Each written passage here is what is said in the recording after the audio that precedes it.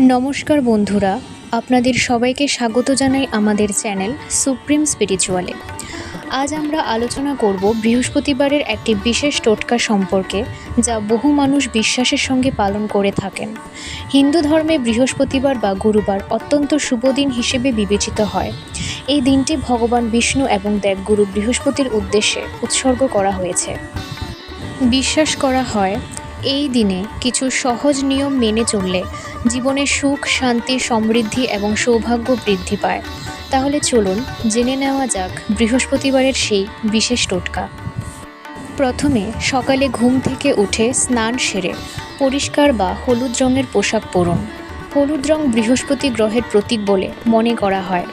এরপর ভগবান বিষ্ণুর ছবি বা মূর্তির সামনে একটি ঘিয়ের প্রদীপ জ্বালান।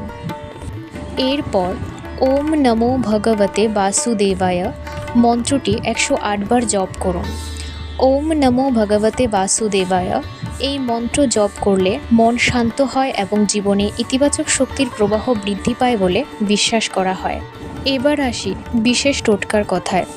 বৃহস্পতিবার একটি হলুদ কাপড়ে সামান্য হলুদ, কয়েকটি ছোলা ডাল এবং একটি 1 টাকার বা 5 টাকার মুদ্রা বেঁধে ভগবান বিষ্ণুর চরণে অর্পণ করুন। এরপর আন্তরিকভাবে নিজের মনের ইচ্ছা প্রকাশ করুন। পুজো শেষ হওয়ার পর এই পোটলাটি নিজের আলমারি, টাকা রাখার স্থান অথবা পূজার ঘরে রেখে দিন। অনেকের বিশ্বাস এই উপায় অর্থনৈতিক উন্নতি এবং পারিবারিক সুখ, শান্তি, সমৃদ্ধিতে সহায়ক হয়। এছাড়া বৃহস্পতিবার গরুকে ছোলা ডাল ও গুড় খাওয়ানো অত্যন্ত শুভ বলে মনে করা হয়।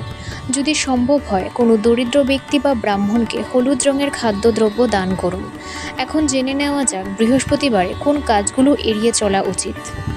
এই দিনে চুল, দাড়ি বা নখ কাটতে নিষেধ করা হয়।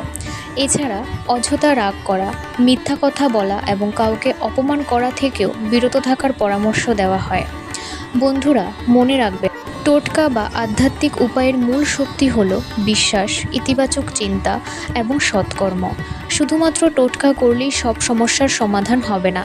জীবনে সফলতার জন্য পরিশ্রম, সততা এবং ধৈর্যও সমানভাবে প্রয়োজন।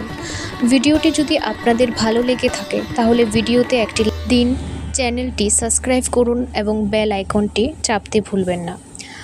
আপনাদের জীবনে সুখ, শান্তি এবং সমৃদ্ধি কামনা করি। ধন্যবাদ। জয় শ্রী বিষ্ণু।